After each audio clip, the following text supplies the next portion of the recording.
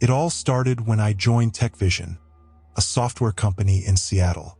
After 5 years working at home, I was crazy to have colleagues of meat and blood, chats in the hallway, that office mood that I only saw in series. The first weeks were calm. I learning the systems, decorating names, trying to fit me. I'm kind of in mine, I always was, but it was my way in Friday's happy hours, a company tradition to join the staff. It was one of those that Lucas Peterson appeared. He was a senior developer, worked on the same project as me. Tall, thick frame glasses, well-past shirt, unlike the rest of the programmers who seemed to compete to see who had the most messy hair. He came with a craft beer in his hand and a smile that looked too hot for the environment. We talked about code, about the rain that never stops in Seattle, about bugs we had already hunted. He heard in a way I didn't expect, asking specific things like which frameworks I used on the old firm or if I enjoyed Trail over the weekend. I left thinking I had found a friend. On Monday, he added me on the company's Slack.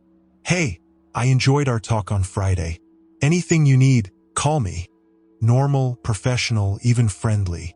I answered a thanks, and we continued exchanging some messages during the week, questions about the system, links to documentation. He responded fast, always with explanations that went beyond the necessary. Once, I commented that I was after a place to dinner alone, still without knowing the right city. At the time, he sent a list, 5 restaurants with excited descriptions, recommended dishes. Seafood Palace has a fucking view of Porto. If you want company, just warn you. I gave a thanks for the tips dry, ignoring the invitation. I wanted nothing but a colleague, and I thought he was going to capture the message. But on Friday, about 10 at night, my cell phone vibrated as I watched Netflix. It was him, in my personal WhatsApp. "So, plans for the weekend? There's an independent film festival in the center. I thought of you." My stomach turned a spin. I had never passed my number to him. The weekend has become a nightmare of notifications. First educated, "Did you enjoy the festival?" Then insistent, "Did you see and not answer? Are you busy?" On Sunday, I sent a "Hi Lucas. I prefer to keep on Slack. Just work. Okay, organizing my week." He answered in the can, "Sorry, I just wanted to know you better." I took a deep breath, thinking I had resolved. Monday, in the office, I did everything to avoid him. I had lunch in a wide corner. I left early so as not to get the elevator together. I felt stupid, like children playing hide and seek, but something in what everything had linked a warning to me. Tuesday morning, I spent a Starbucks around the corner before work. While waiting for the coffee, I felt a cold in the back of the neck, that instinct of those who are being faced. I turned slowly and there was him. In a corner, open laptop, eyes stuck in me. When he saw me looking, he nodded with a smile that looked rehearsed. My chest squeezed. He got up and came toward me. "What a coincidence to find you here. Addicted to breakfast too." His voice was light, but had a weight underneath. "Second time I come," lied, dries, staring at the menu on the wall. "I live closely, 2 blocks. Every day here, my routine," he said, leaning a little. His perfume invaded my space, too strong, like rotten wood. "Cool," I muttered, retreating. "Want to share a table? I tell you more of the project." His hand brushed my arm, and I pulled it fast. "No, I'll take it for the trip. Meeting early." One more lie. I grabbed the coffee and came out almost running, feeling him looking at me in the back. That afternoon I crossed with him in the kitchen, in the printer, and at the end of the day he was by chance near my car in the parking lot. Each time it seemed normal, but along it was a pattern that I couldn't ignore. On Wednesday, I went to lunch at Pike Place Market, thinking the crowd was going to swallow me and let me breathe. I chose some fruits in a bank when I heard, "The apples here are the best." He was by my side, as if he had groped from the floor. He smiled, but his eyes didn't follow. "Is it around 2?" I asked, trying to sound casual as my heart accelerated. "I always come. You're already turning local." Huh. He took an apple, turned into his hand, and I could only think about how I wanted to disappear from there. I came back to work with the feeling that he was in every shadow of the market. Friday night, after a heavy day, I went to see the Seahawks game with some marketing girls I had met. It was the first time in weeks that I was a little. At the bar, I took some beers, shouted with the team, and I didn't see him. For the first time, I felt almost safe. By the 11, I said goodbye and went to the parking lot. The thin rain fell, leaving the lights blurred. I unlocked the car and saw a paper on the windshield. I thought it was a fine, but I took it and opened it with the light of my cell phone. It was not a fine. It was a note, paint blurring in the rain. You were beautiful shouting the touchdown. Your latte with almond milk was too much foam today. Huh? Beware of Green Lake. These streets swallow people. My blood became ice. I hadn't gone to Starbucks today, and I never told Green Lake to him. I got in the car with tremendous hands, locked everything and stayed there, the damp air weighing in the lungs. How did he know where I lived? Only HR had my address. And the latte? I made coffee at home. I remember the smell of the machine. I drove looking at the rearview mirror, waiting to see him behind me, or just a shadow he didn't explain. In the building, I parked glued to the entrance and ran, the sound of my steps echoing too high. I locked the apartment door, put the chain, checked the windows until the fingers hurt. The silence was worse than anything. It seemed that he was there, holding the air with me. The weekend was a loop of messages. Okay? I saw you leaving the bar. It's strange. Did you come right? I read everything with a dry throat, the hot phone in my hand. Monday, I arrived at work early and went to the company's logs. He knew his team had access to almost everything. I sought my name in the last 30 days. 17 accesses to my file, all from his terminal. Address phone to my mother's name as an emergency. My stomach rolled. I took prints and sent it to my email, the sweaty fingers slipping on the screen. In the hall, I ran into him. He smiled as if nothing had happened. Hey, I didn't see you on Starbucks today. Did you change the routine? The word routine fell like a stone in my chest. I passed straight. Hi, he called, a meek voice, but I was already bending the corner.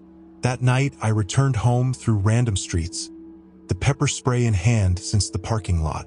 I heard the steps as soon as I got out of the car. Calm, lazy, as if they don't have to run to catch me. I stopped, the cold air shaving my throat. Who's there? I shouted, but the sound died in the wind. Silence. I walked, and the steps came back, echoing crooked, almost laughing at me. I ran, they ran. I arrived at the door of the building with the keys slipping, opened and knocked the door, my heart in my mouth. Through the glass, I saw a shadow across the street, too high to be Lucas, but with something I knew, maybe the way my head hung. I stared at her until she disappeared, but the weight didn't come out of me. The next day, I found a white envelope stuck under the door. I opened with cold hands, already knowing it was bad. A printed sheet. You shouldn't have moved the logs. Now I know how you breathe sleeping. And a picture of me on the bed, sideways, blackened blanket. But what made me run to the bathroom and vomiting was the glass on the table. A latte with almond milk, foam dripping in the wood. I didn't do that. Now I'm in a tramp hotel, locked, the rain hitting the window. But there are a few minutes I've heard steps, slow climbing the stairs. And the worst is that I don't know if it's Lucas. I'm starting to think it was never just him.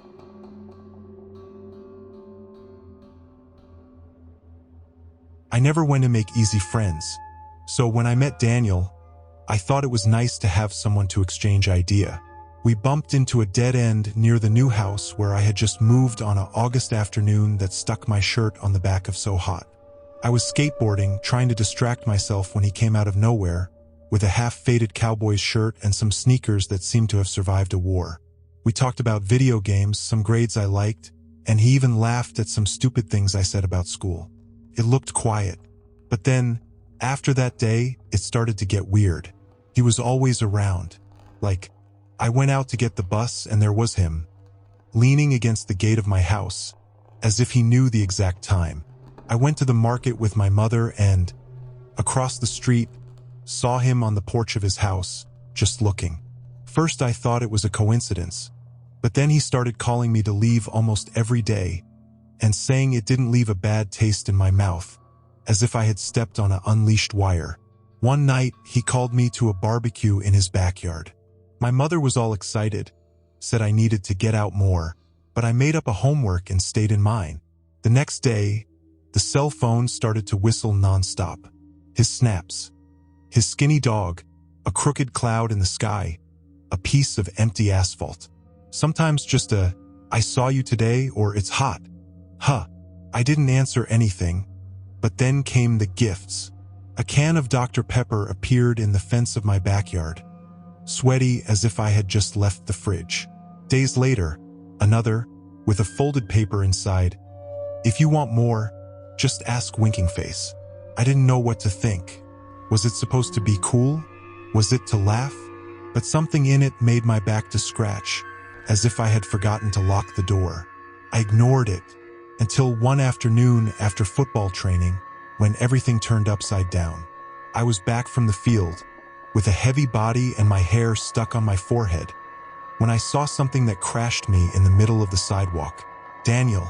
He was crouching behind a parked pickup across the street, half shrunk, as if he tried to stick to the floor. First I thought he had toppled something, but then he raised his head and saw me. He stood, staring at me, his eyes shining under the shadow of the hood. I don't move a muscle. He doesn't. Until, out of nowhere, she ran out, her legs kicking the air as if she fled a fire. My chest squeezed. Why was he there? What was he doing? I kept walking, my heart hitting my ears until I stopped again. My mailbox was ajar. With my fingers sweaty, I pulled what was inside. It was not a note. It was a picture of me, taken in the school corridor, while I stirred my cell phone, lost in my thoughts. There was no one around when that happened until I knew. My stomach knotted. I looked at the sides of the street, waiting to see him spying behind a tree, but nothing. I entered the home and knocked the door hard, ignoring the "Is everything okay?" of my mother as I climbed to the room. I was there, lying down, turning the picture in my hands. I wanted to believe it was just a stupid joke, but something told me no. The worst was not the photo, it was not seeing him taking. Had he done that before? Did he follow me more than I imagined? I took the cell phone. His messages kept coming. "Hey, are you angry? It was bad if I scared you." Each notification seemed a punch in the stomach. I thought of blocking, but something held me. What if it made him worse? The next day, I tried to pretend it was all normal. On the bus, I kept an eye out, but he didn't show up. At school, the corridors looked more empty without him around. At lunch, his table was empty. It should be a relief, but it wasn't. When I got home, my mother said a friend had passed there, asking me. "He said he comes back later," she said, stirring on her cell phone, not noticing that I had gotten white. I knew it wasn't going to end. I took the skateboard and left. I needed to breathe, take it out of my head. The wheels zombie on the asphalt, but when I passed the alley where we met, I felt a cold climb from the back. I didn't want to admit, but it was afraid. The way he appeared out of nowhere. The way he looked at me, as if he saw it through me. I came home already darkening. My mother was in the room, talking on the phone. I climbed the room and lit the light. That's when my chest crashed. In my desk, a can of cold Dr. Pepper with drops running down. I had locked the window before I left. My room is on the second floor. As I took the phone with tremendous hands and opened the snap. A new message. "Did you like the present?" I didn't answer. He had entered here, at home. I wanted to run to tell my mother, but a stupid fear stopped me. What if he wanted exactly that? What if he was waiting for me to freak out? I slept with the light on and the chair stuck in the doorknob.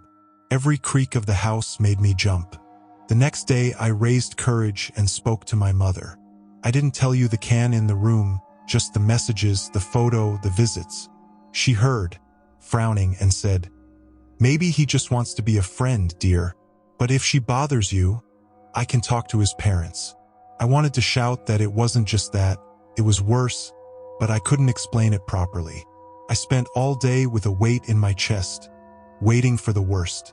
At night, I tried to convince myself that I was exaggerating. Maybe he was just a strange guy trying to approach in a crooked way. But then, by midnight, I woke up with a noise. Something metallic, light, coming from outside. I got up slowly and pulled the curtain just a little. In the yard, under the yellow light of the pole, had a stopped silhouette near the fence. It was him, looking at me. I stayed there, holding the curtain, my heart in my throat. The light barely caught his face, but I knew. He didn't move a muscle, just looked up, to my room. How long was he there? Did you know I had woken up? I wanted to close the curtain and pretend I didn't see it, but couldn't.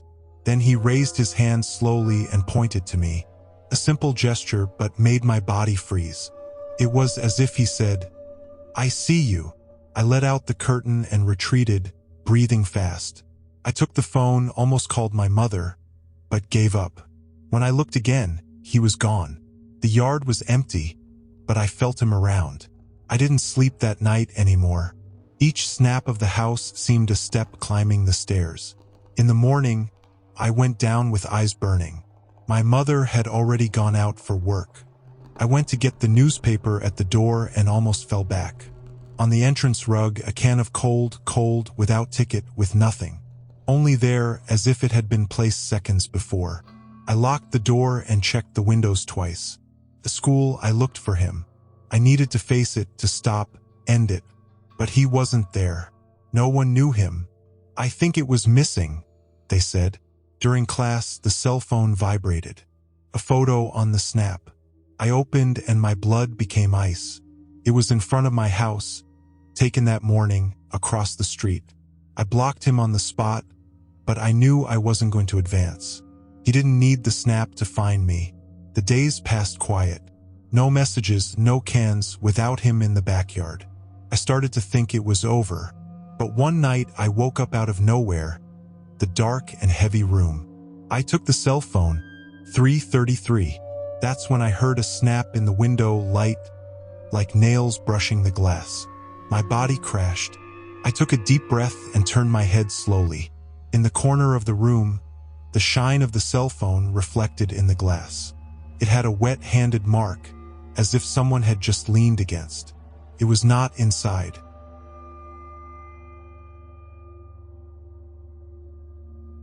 I never went to scare easy.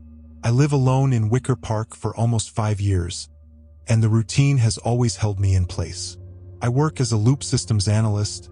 I'll be back home about 7 of the night and spend the time between Netflix and application food. All under control, all right, until Anna returns. She was my partner at the University of Illinois. We shared stupid tailgates before games, hot beer and laughs until the belly hurts. But that was before Clara, my girlfriend. When we started dating, Anna became someone else. I called all the time, wanting to know where I was, saying, the old days were better. I tried to be cool, but I made it clear I needed space. But space didn't seem to be part of her vocabulary. A Friday, I arrived from the dead work, just wanting to take off my shoe and vegeter. They knocked on the door. It was her, with that wide smile that had already deceived me before, holding a glass of tramp coffee. He said he was in the area after a show at Lincoln Hall. It entered as if time had not been, talking about music, friends of college, how lighter life was before. I listened, but something about it gave me a cold in the back of the neck. It wasn't Anna of before. The way she looked at me, as if weighing every syllable I was released, left me with the feeling of being dissected. When she left, the air became lighter, but not for long. The next day, an unknown number blinked on the phone. I won't give up so easy. Then another came, and another. He blocked one more appeared, as if she had an infinite stock of lines or knew how to find me again and again. I started to get paranoid. He walked the streets of Wicker Park looking back, waiting to see her hair folding a corner. One night, I woke up with a noise outside. I thought it was the wind or a cat by fleeing the trash. But the sound would not stop, a slow shaving, as someone moving the things on purpose. I got up from the bed, the cold feet against the floor, and went to the window. Down below, a skinny shadow was striking the cans, the hood hiding his face. I didn't see who it was, but my stomach already knew. I blinked, and the street was empty, only the echo of the metal beating in silence. The next day, I found the first napkin. I was stuck in my mailbox, wrinkled, with the logo of Portillo's and her scribbled lyrics. "We need to be as before." There was nothing threatening, but the way the words bowed on paper seemed wrong, as if someone had written with crooked fingers. I showed it to Clara, who said to call the police. But what? That a former friend was being boring? It seemed pathetic. Even so, I started locking everything before bed doors, windows, to the kitchen drawer where I kept the knives. I changed the Wi-Fi password, put a new lock on the door, but the weight on my shoulders didn't come out, as if someone was breathing behind me all the time. The weeks became a silent nightmare. At work, I stared at the phone on the table, waiting for the next unknown number, and he came almost every night. "Are you alone?" Or, "I know you miss me." Sometimes only emojis, broken hearts, skulls, that seems to pierce you. Clara realized that I was strange, asked what it was, but I didn't want to pour it into her, until she started receiving messages as well. "He will never be happy with you," said one. My chest squeezed when I saw the print. Anna had gone too far, and I didn't know how to pull the brake. I decided to go after her. I took the car and drove to the building where she lived in Logan Square. The doorman said she had moved months ago, I didn't know where, but her packages went somewhere outside town. I went back to the car with my head, and on the way, I stopped at Lincoln Hall without even knowing why. The place was closed, the marquee off, but something shone on the floor.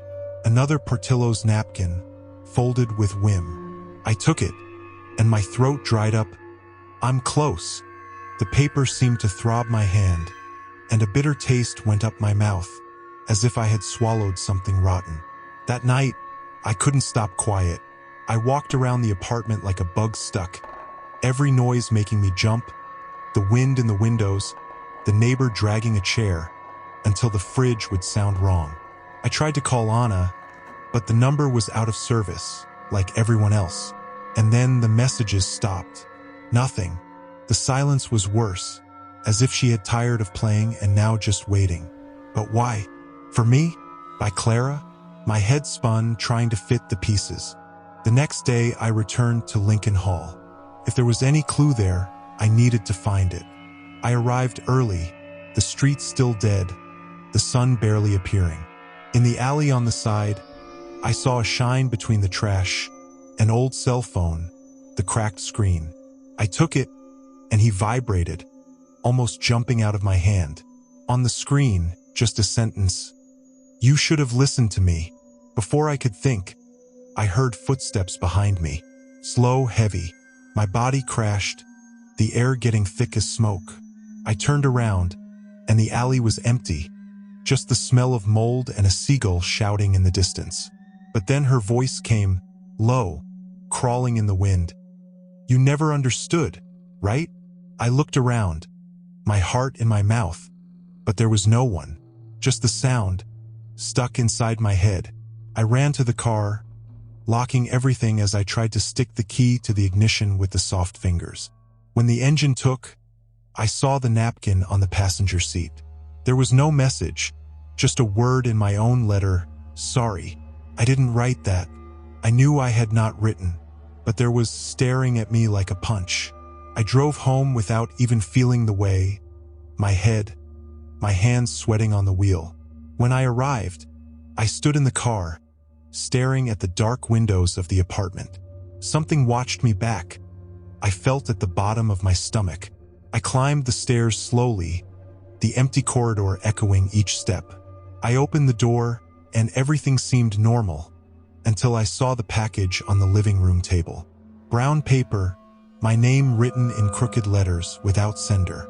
I tore the package, and inside it had a wooden box, the rusty lock almost falling.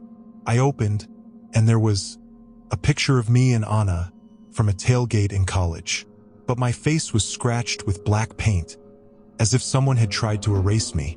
My chest squeezed, and the air was sour in the mouth. I called the cell phone to call Clara, but he vibrated before. Another unknown number, 417 North Damon Avenue. I knew where it was, an old bar in Wicker Park, closed for years, a few blocks away. I don't know why, but I felt I needed to go. I left the apartment with the coat in my back, the cold cutting as I walked the deserted streets. I arrived at the building, the windows covered with rotten tablets, a weak light leaking through the cracks. I pushed the door, which ranged like a scream, and the smell of mold swallowed me. In the middle of the hall, a table with a chair. About her, another napkin. "You took it." Before I could react, her voice cut the air, clear and too close. "I said we were going to be together again." I turned fast, my heart hitting the throat, but I was only dark. My steps echoed on the rotten floor as I walked, the air becoming heavier. A light blinked in the corner, and there was her sitting, the lamp swinging above the head. Her skin was too pale, almost transparent, her eyes shining like wet glass. "Did you think you could leave me behind?" The voice came out soft, but there was something torn in her, like a badly tuned radio. I took a step back, but my foot arrested something. Another napkin, scribbled hard. "It will never end." I looked at her again, and she was in front of me, her cold breath hitting my face. "You're mine," she said, and everything went out. I woke up on my couch, the dead lights. For a second, I thought I had dreamed, until I saw the napkin in my hand.